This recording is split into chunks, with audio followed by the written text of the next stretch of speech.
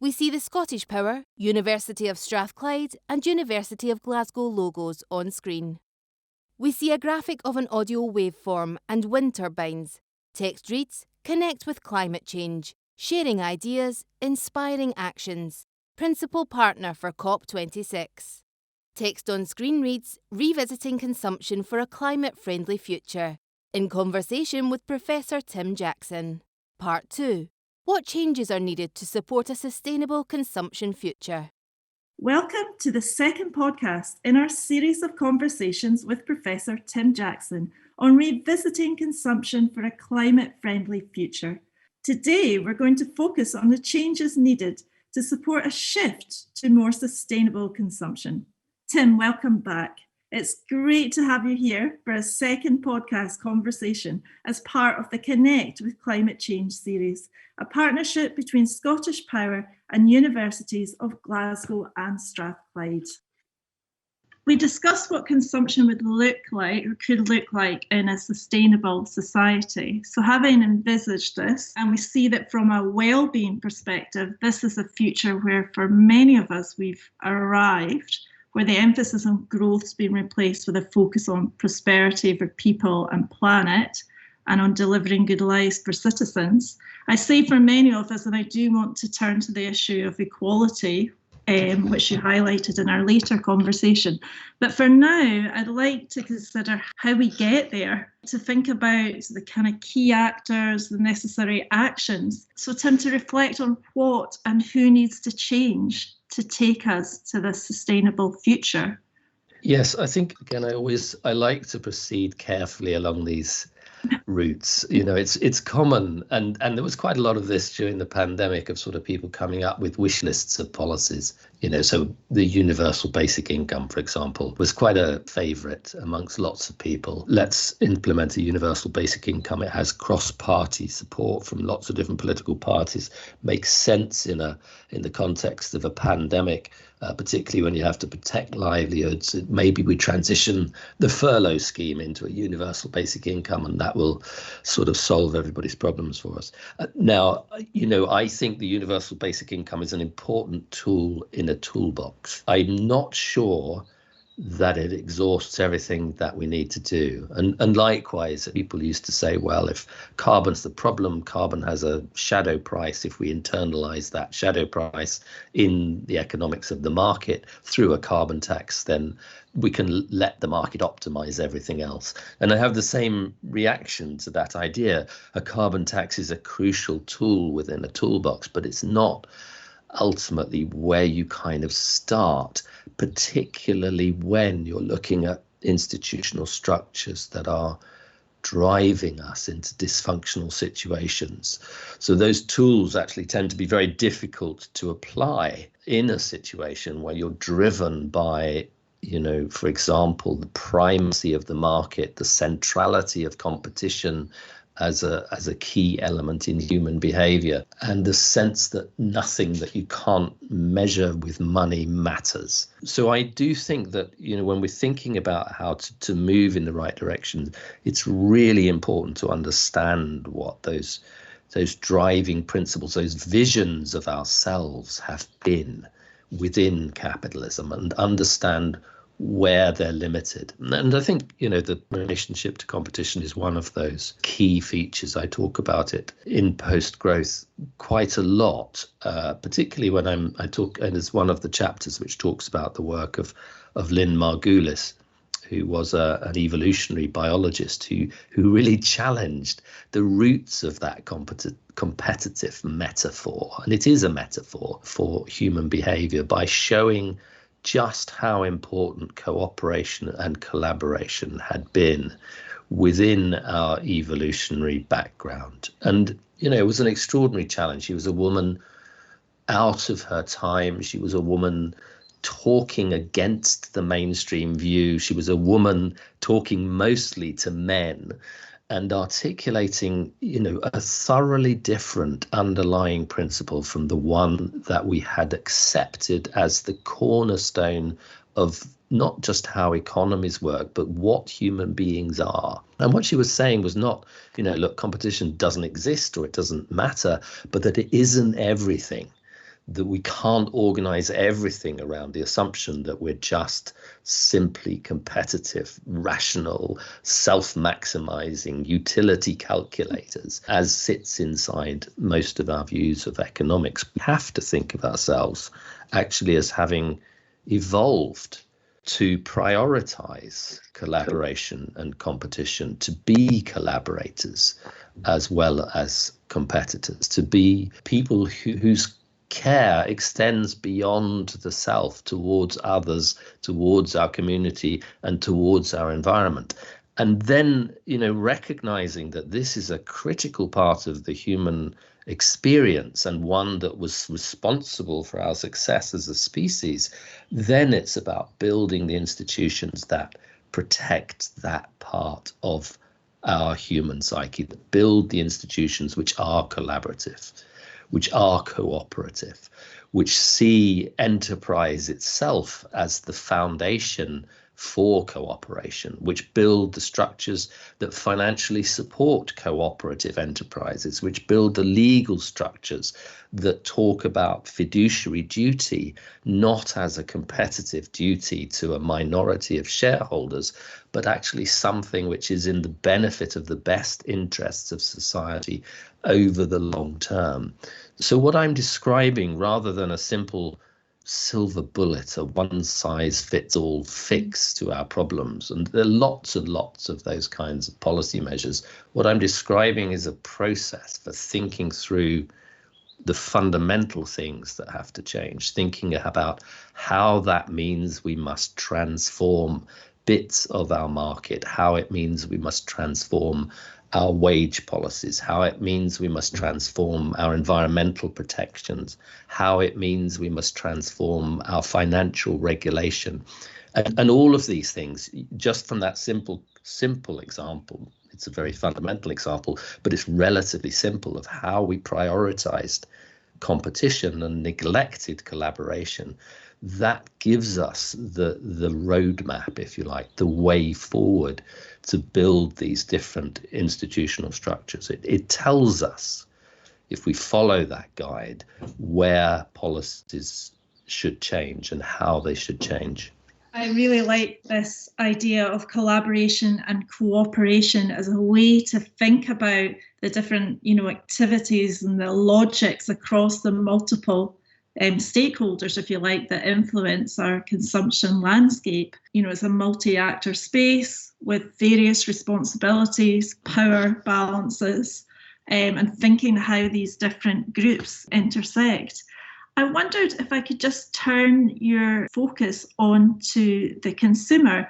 And Tim, in a much earlier book, Material Concerns, you said we must place on the consumer at least some of the responsibility for making the economy sustainable. And there's been quite a bit of discussion around responsibilising consumers. And just to focus for a moment on our role as consumers, could you talk a bit about what these responsibilities are and perhaps how far they extend? I really love it when people remember that I wrote Material Concerns. It was quite a long time ago, and I was feeling my way through these issues, I think, at that point in time, focusing most on enterprise and how entrepreneurs had to change, but remembering that ultimately it is consumption and consumers and citizens who provide the demand that production supplies. And so, I think the concern around responsibilizing consumers, making them overly responsible, is correct, because consumers don't necessarily have the power to change production systems. They don't necessarily have the economic power to change financial markets. They don't even really have masses of political power to change political systems. And yet, a part of the principles of democracy is that individuals in society can express desires which are political, which are economic, which are social in character. And therefore, it is correct to think of consumers and indeed to think of citizens as being agents of change, not agents with unlimited power by any means, but agents with both responsibilities and rights to act in society towards the betterment of society. And so, there are places where, for example, that can be quite influential. And I'll just give you one example of a place which I hope is going to be influential, which is a recent campaign, actually, to make people more aware of where their pension funds are invested and to give them access to the information that they would need to demand better pension funds and better pensions, in the sense that those pensions are investing in the right way in society and not investing in the things that harm society. So this is a campaign actually led by Richard Curtis, who's as many people will know, is a film writer of some success, who's kind of turned his attention to a campaign called Make My Money Matter. And it's a campaign that takes that principle very seriously. It takes seriously the idea that people do have places in society where they can and should be able to make choices about the kind of society that we live in.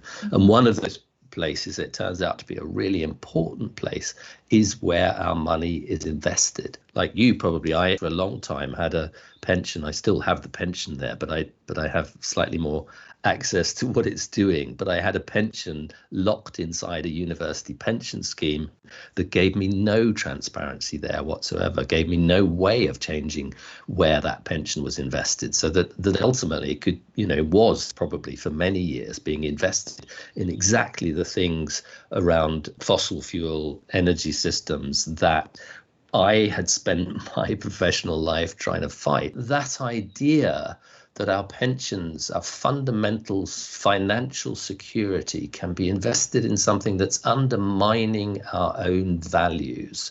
That's the place, I think, where we have to rethink the ability of citizens and the ability of consumers to change that. And we have to give them not just responsibilities in relation to that, but rights in relation to that, access to the choices that will make their money matter in ways that matter to them.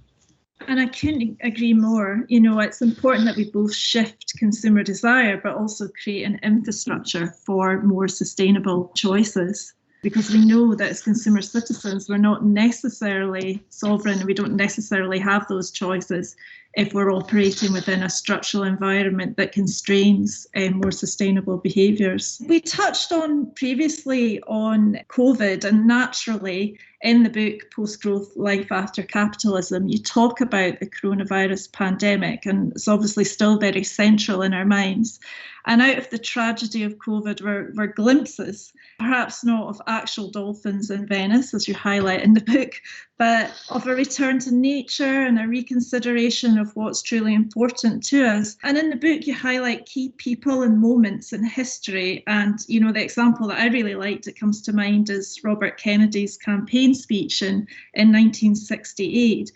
And you invite us in the book to learn from the past. And I wonder, do you think COVID and the increased urgency around the climate crisis presents us with an opportunity for change that's different from those opportunities in the past? Yes, I do. I think if we dare to take it, this is a profound moment in time. And I think what we saw in the pandemic was very clear illustration of how much could be done differently, and it happened more or less overnight.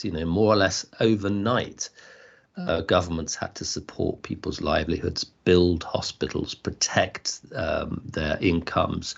Overnight, they had to reconfigure supply chains and get goods that we had not even thought about as being important available in very short spaces of time, and overnight find the financial resources to do that. That was a huge lesson, teaching us how much we could do differently, how much could be done differently in society, a really important lesson. The other aspect, though, of those stories that you mention in the book is that it can sometimes be too much of a pressure to think we have to change everything now. It can be sometimes, too much of a pressure to say this is a once in a lifetime opportunity. If we miss it, we're completely stuffed. Actually, part of the book was rejecting that idea by pointing across time to these actually quite wonderful people and wonderful moments in time at which people had dared to think differently, and almost saying there is a resource here, there's a huge resource here that is not about our temporal moment in time, our opportunity now. It's absolutely relevant to that opportunity, but neither is it going to go away. That richness of thought, those different ways of approaching what social progress means and who we are as human beings is an enormous resource that extends backwards through time over centuries, sometimes millennia. And the stories of these people, which I hope are themselves a resource for people who read post-growth, those stories are a profound inspiration for us, not just to seize this moment and this opportunity, but to build on it, whatever comes out of it in the next few months, build on it into the next decades. Thinking about time pressure, and that's very much something that we feel is on our minds right now. We're moving towards COP26 in Glasgow this year. Are there kind of key questions that we need to ask ourselves in terms of moving forward? I mean, I think in relation to COP, there are huge questions. To me, that the big question that COP, I hope, will address, sensibly is the whole issue around financial structures and financial institutions, and getting a finance structure that's consistent with a net zero emission pathway that will allow us to remain within 1.5. And, that as a kind of outcome from COP would, I think, be a fantastic thing to have achieved, because it is those financial structures and the fact that they've been pointing in such perverse directions that has made it so difficult to confront our climate obligations. And shifting that, even things like the Make My Money Matter campaign in ways that would allow citizens to become involved, that would allow companies to invest in the right way, that would give financial institutions and banks the right tools and the right incentives to be shifting investments out of fossil fuels and into a net zero future. All of that, I think, is critical to the architecture of the success of COP26. And I would really like to see that taken forward at COP. Tim, it's been a pleasure talking to you today. I look forward to continuing this conversation with you in our third and final podcast in this series.